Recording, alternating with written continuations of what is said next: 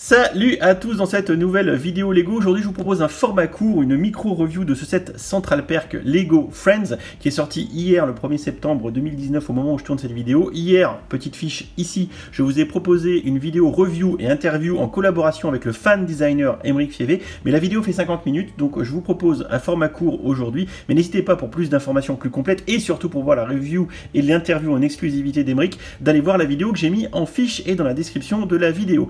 Aujourd'hui on va donc faire un petit tour très rapide et le récap de ce set 21319 Central Perk 1070 pièces pour 59,99 €, ce qui fait un prix à la pièce de l'ordre de 5 centimes, enfin 5,6 centimes pour être exact, c'est largement moins de 10 centimes, c'est vraiment peu cher et de plus j'ai réalisé une pesée de la boîte notice comprise et on tombe à 1,324 kg, donc 1,3 kg pour le set, ce qui ramène un prix au kilo, accrochez-vous Maryse s'il vous plaît, de 45 € le kilo, c'est extrêmement peu cher, c'est même dans la fourchette basse du Lego City, autant vous dire qu'on ne paye pas la licence et c'est complètement exceptionnel, c'est what the fuck, je n'ai pas de raison valable pour vous expliquer ce prix aussi faible, si ce n'est que Lego nous l'offre, nous le fait payer pas cher, c'est juste exceptionnel. Voilà, je m'emballe, mais franchement quand j'ai vu le 45 € au kilo, franchement j'ai trouvé ça complètement étonnant. On commence à faire par un petit tour rapide, une petite rotation de ce set Central Perk avec la magnifique vitre ici imprimée, tampographiée du logo du bar qu'on peut retourner, vitre qu'on peut retourner ici la petite photo de Joey en mode je vends du rouge à lèvres bizarre et je fais des pubs pour hommes.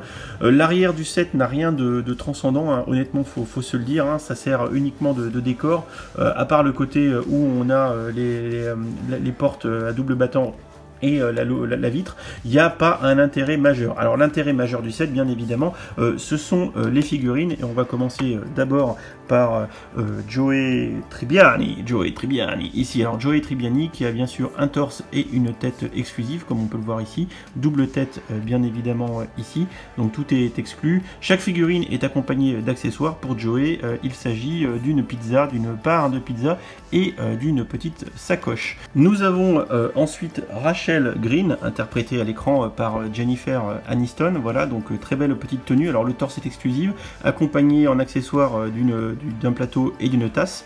Alors la tête, elle, n'est pas exclusive puisqu'il s'agit de la tête de Jean Erso qu'on a retrouvé dans le set en 2016 Ewing 75 155 et dans le set Battle on Scarif de 2017 75 171. Donc double tête, déjà connue des amateurs de la saga Star Wars pour avoir appartenu à la figurine de Jean Erso.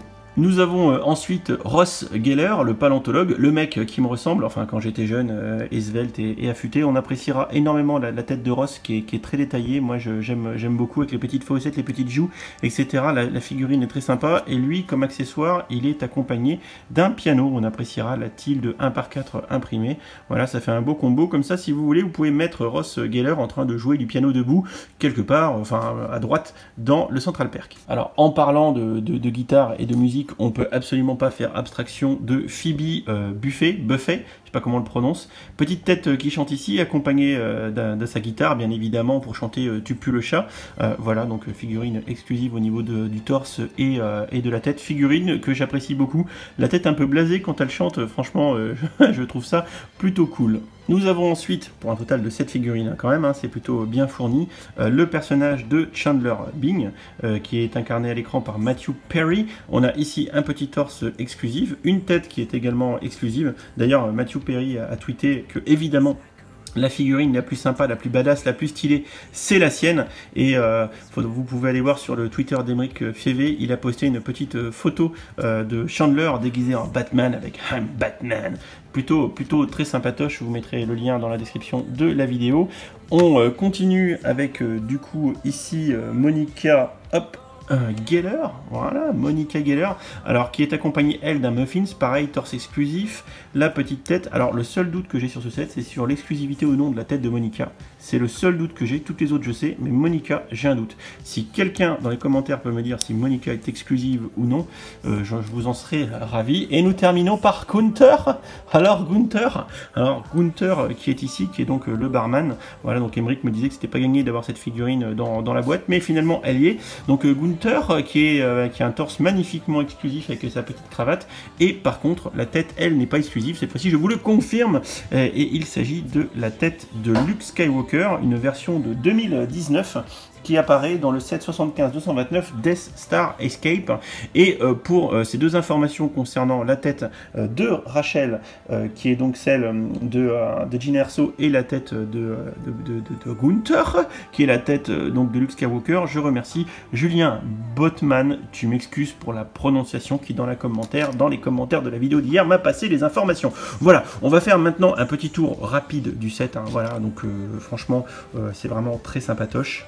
On prend donc un peu de hauteur, hein, et on appréciera toutes les couleurs. Donc moi j'aime beaucoup, sans nul doute, le bar, hein, qui est ici, hein, avec tous ces détails, l'espèce de percolateur, la cafetière de compétition, la pièce imprimée ici avec le menu qui est de toute beauté, tout un tas d'assemblages. Alors bien évidemment, on ne peut pas faire abstraction des techniques de montage qui sont employées dans le set et qui sont tout bonnement superbes. Moi j'ai kiffé le monter. Donc il y a du snot, hein, le stud knot on the top, donc le tenon pas vers le haut, hein, in French, hein. Et évidemment quand on voit le tapis, ben, les studs, oups j'ai tout pété, les briques elles sont orientées comme celle-ci, hein, donc verticalement quand je le tiens comme ça, mais au final à la fin elles se retrouvent à l'horizontale pour fabriquer un magnifique tapis. Et j'ai tout cassé, j'ai fait tomber le fauteuil. Si je casse pas un truc par vidéo, vous le savez, c'est que je vais pas bien. On appréciera le design du canapé, le design de la table, la petite pièce avec le réservette dans stickers. Il y a très peu de stickers, il y en a que 2, 3, 5 en tout, hein, 2 affiches de 2 par 3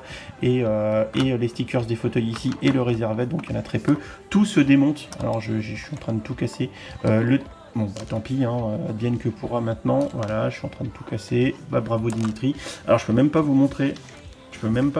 Voilà le tapis qui est là. En fait, il faudrait que je soulève par en dessous.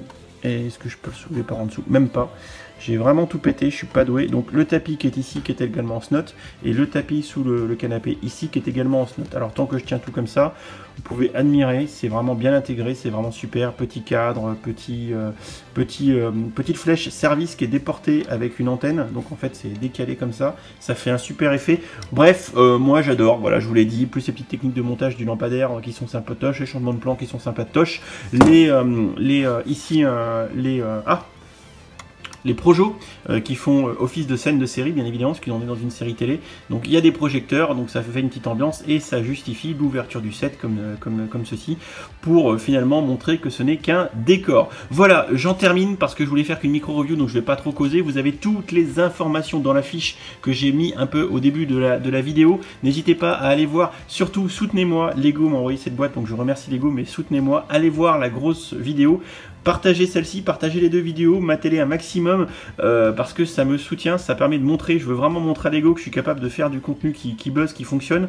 Donc s'il vous plaît, parlez-en à vos copains, tous ceux qui parlent de ce set Central Perk, linkez une des deux vidéos, faites que ça fonctionne, je compte sur vous parce que grâce à ça, j'obtiendrai au mieux le soutien de Lego pour vous proposer de plus en plus de contenu what the fuck. Donc ça dépend de vous, c'est pas moi qui peux le faire, je ne peux que compter sur vous. Voilà, donc comme d'habitude, je ne peux que vous encourager à vous abonner, à laisser votre plus gros like sur cette vidéo, votre plus gros partage, que vous en parliez, et voilà, je vous remercie par avance parce que tout ça c'est grâce à vous, donc comprenez-le bien que vous avez votre rôle à jouer. Allez, je vous laisse, je vous dis à bientôt pour les prochaines vidéos et on se retrouve dans l'espace commentaire très bientôt, et n'hésitez pas aussi à soutenir Aymeric dans ses démarches, achetez le set, ça vaut le coup, Allez, ciao ciao.